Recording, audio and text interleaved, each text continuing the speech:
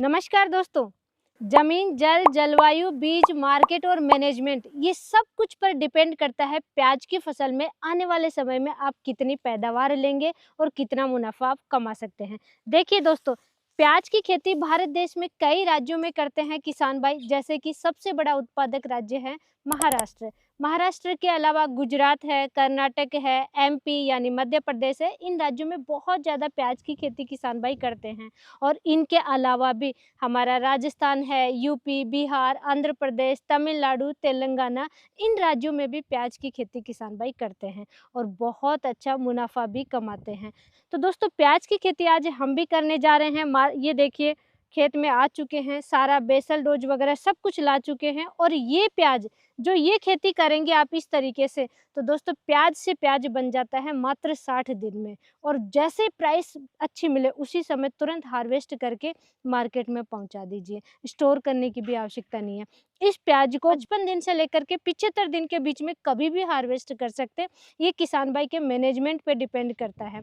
तो दोस्तों, इस प्याज की खेती आप कैसे करेंगे, कितना मुनाफा कमाएंगे और क्या मैनेजमेंट रहने वाला है, डिटेल से आज की वीडियो में डिस्कस करने वाली हूँ। आप भी प्याज की खेती करने जा रहे हैं, ये वीडियो बहुत इंपॉर्टेंट होने वाला है, लास्ट तक आप जरूर बने रहें। तो सबसे पहले दोस्तों, आपको प्याज की फसल में सबसे पहली जो स्टेप होती है वो है खेत की तैयारी और बेसल डोज और प्लांटेशन।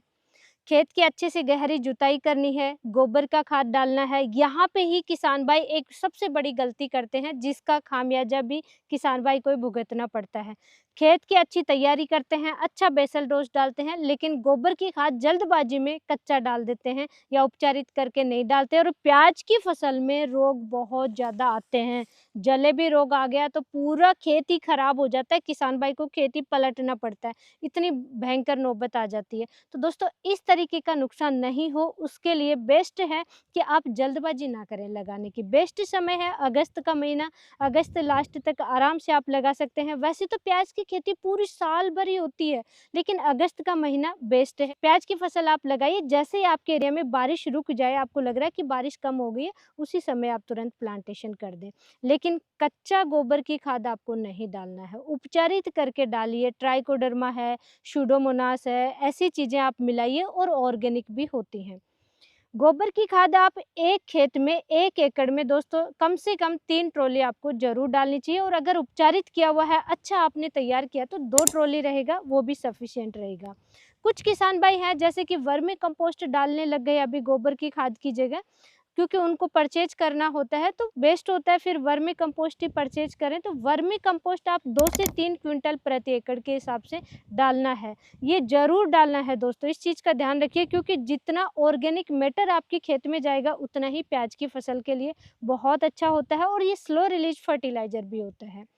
उसके बाद में दोस्तों, आप जो भी बेसल डोज हैं, अच्छी गहरी जुताई करके बेसल डोज आपको सही मात्रा में डालना है। देखिए, सर्दियों में प्याज लगा रहे हैं, अलग बेसल डोज होगी। गर्मियों में आप लगा रहे हैं, अलग डोज रहेगी। अगस्त सितंबर में लगा रहे हैं, डोज उसी अकॉर्डिंग अलग होती है। कुछ किसान भाइयों के कमेंट आते हैं, मैम हर सीजन के अकॉर्डिंग क्या बेसल डोज को थोड़ा सा चेंज करना होता है? जी हाँ दोस्तों, क्योंकि जिस टाइप की रिक्वायरमेंट ज़्यादा रहने वाली है उस मौसम के अकॉर्डिंग उस फसल में, उसी अनुसार बेसल डोज में थोड़ा सा चेंजेज करना बहुत ज़रूरी है।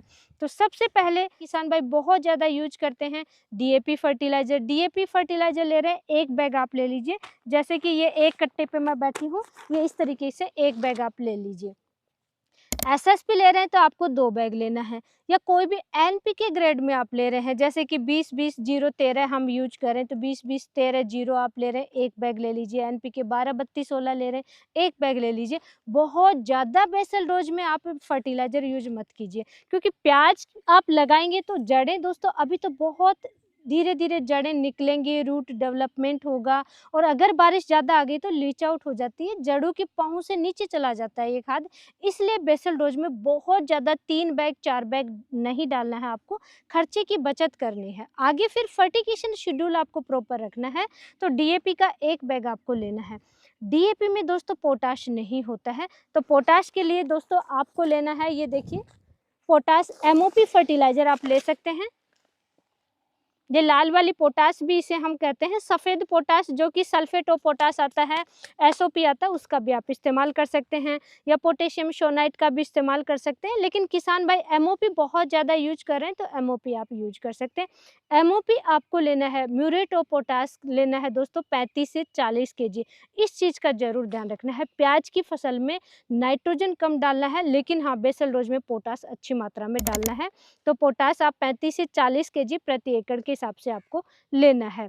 नेक्स्ट दोस्तों बेसल डोज में इम्पोर्टेंट फर्टिलाइजर है बेंटोनाइट सल्फर। ये जो दाल आकार में आती है 90% सल्फर आती है, इसका आपको इस्तेमाल करना है। बेंटोनाइट सल्फर जो होता है, ये देखिए, इसका आपको एक पैकेट आएगा, ये 10 केजी का, तो एक बैग आपको इस्तेमाल करना है। दलहनी तिलहनी फसलें या प्याज है, मिर्च है, थोड़ी सी तीखी स्मेल आती है, ऐसी फसलों में सल्फर की ज़्यादा आवश्यकता होती है, क्योंकि सल्फर की वजह से ही तीखापन आता है प्याज की फसल में या मिर्च वगैरह में, तो उनमें आपको ज़रूर डालना ही डालना चाहिए। अब दोस्तों जादुई फर्टिलाइज़र प्याज में इस समय आपको लगता है कि देखिए जड़ें भी फैलाव हो, जड़ों का ग्रोथ भी अच्छे से हो, और ऊपर पत्ते भी फटाफट निकलना चाहिए।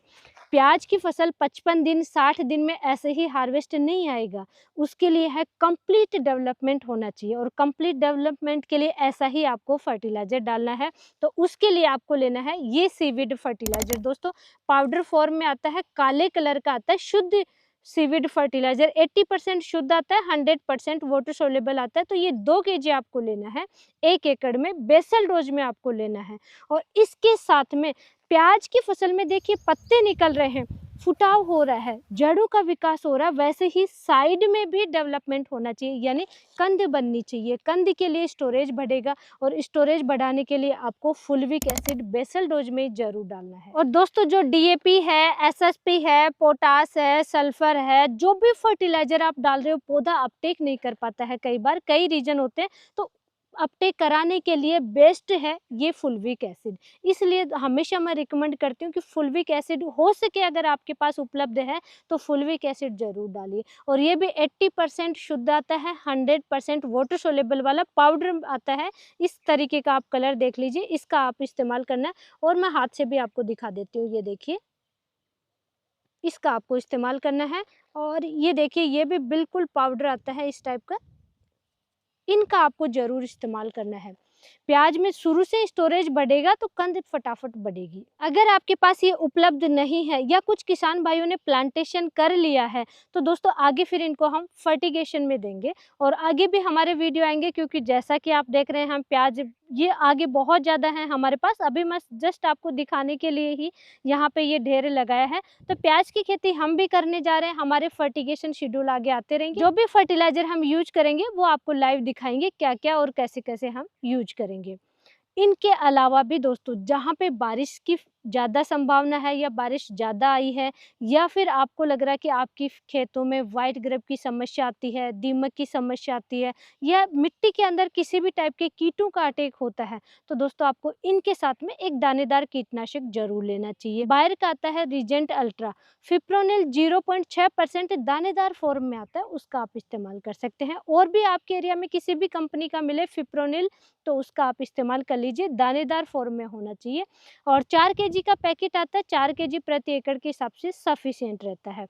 और हाँ दोस्तों, जैसे कि महाराष्ट्र है या एमपी है, हमने देखा है कि किसान भाइयों को रोग बहुत आता है फसल में। प्याज की फसल में शुरुआत से डिजीज बहुत ज़्यादा आती है, तो अब प्याज को तो हम उपचारित नहीं कर सकते, तो इनके साथ में ही जैसे रोको फंगिसाइड है, इस टाइप के कोई भी 500 ग्राम एक फंगिसाइड भी आप इन्हीं बेसल डोज के साथ में मिला लीजिए। अगर रोगों का अटैक नहीं होता है तो फिर आगे फर्टिगेशन में भी आप चला सकते हैं, या स्प्रे भी कर सकते हैं, फिर लेने की आवश्यकता नहीं है। ये कुछ जैसा कि मैंने शुरू में डिस्कस किया, चेंजमेंट करना बहुत ज़रूरी है। आपकी मिट्टी आप जानते हैं कैसी है, आपका पानी आप जानते हैं कैसी है, तो उन चीज़ों का आपको ध्यान रख करके थोड़ा सा कम ज़्यादा आप बेसल डोज में कर सकते हैं। ये सारी चीज़ें दोस्तों हमारी तरह, ये देखिए सीट पे आप कोई प्लास्टिक की सीट पे डालिए, मिक्स करके और फिर खेत में छिड़काव कर दीजिए। छिड़काव करके रोटावेटर से मिलाना है।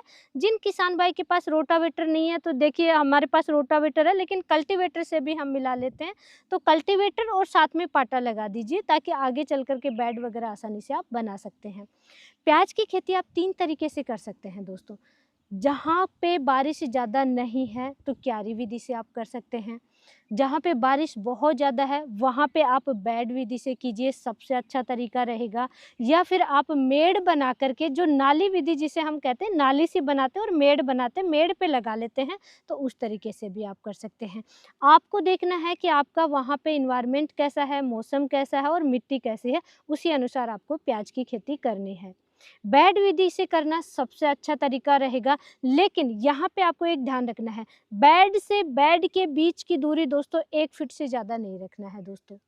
क्योंकि कुछ किसान भाइयों को हमने लास्ट ईयर देखा 1.5 फीट 2 फीट का गैप रखते हैं, इतनी ज़्यादा आवश्यकता नहीं होती, बस एक इंसान आसानी से जा सके, आ सके, स्प्रे आसानी से कर सको, उतना ही गैप रखना है। ज़्यादा गैप नहीं रखिए, क्योंकि जितना ज़्यादा आप प्लांटेशन करोगे उतना ही ज़्यादा प्रोडक्शन मिलेगा।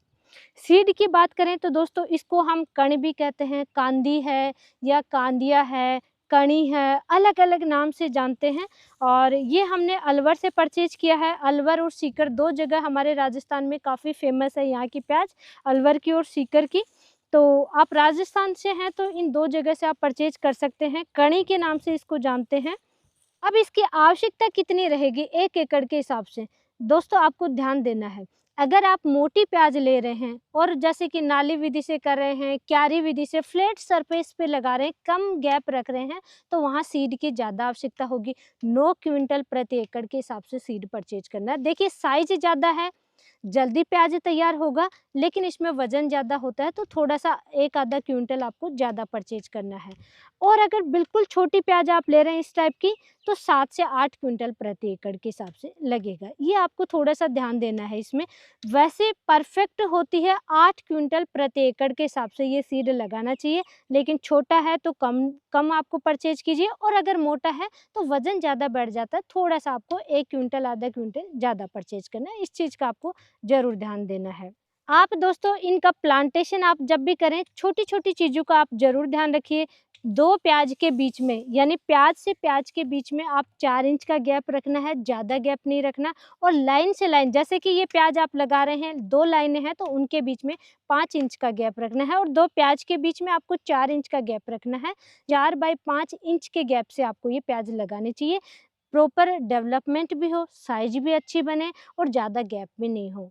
जितना ज़्यादा प्याज़ लगाओगे उतना ही ज़्यादा प्रोडक्शन मिलेगा, ये आपके माइंड में हमेशा होना चाहिए, लेकिन ज़्यादा पास में भी नहीं लगाना है। हार्वेस्टिंग, अगर आप थोड़ी-सी मोटी प्याज़, इस साइज़ की प्याज़ लगाओगे तो 60 दिन में भी आपका मैनेजमेंट सही है, तो 60 दिन में भी आप हार्वेस्टिंग पे आ जाएँगे और आराम से आप हार्वेस्ट कर सकते हो। लेकिन जैसे कि ये छोटी प्याज़ लगा रहे हो, बिल्कुल छोटी-छोटी प्याज़ लगा रहे हो, तो इसमें 70 से 75 दिन का आपको समय लग सकता है। इस चीज़ों का आपको ज़रूर ध्यान रखना है जब भी आप प्लांटेशन करें।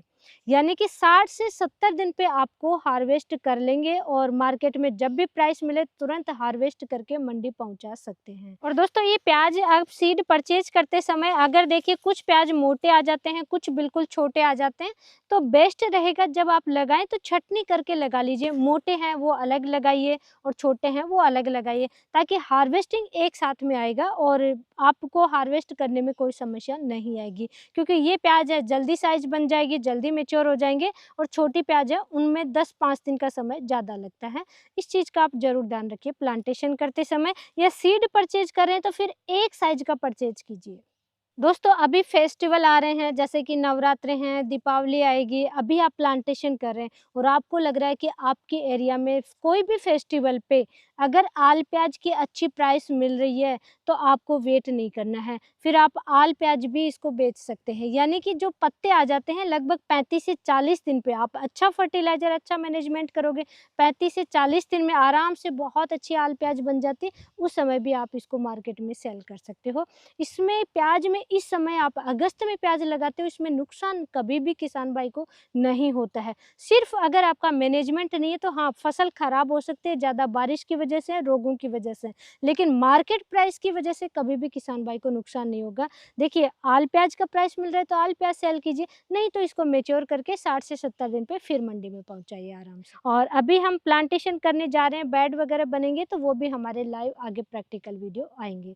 और दोस्तों ऐसी ही लाइव नॉलेजफुल जानकारी के लिए वीडियो को लाइक कीजिए, चैनल को सब्सक्राइब कीजिए, ज़्यादा से ज़्यादा किसान भाइयों तक शेयर जरूर करें। धन्यवाद।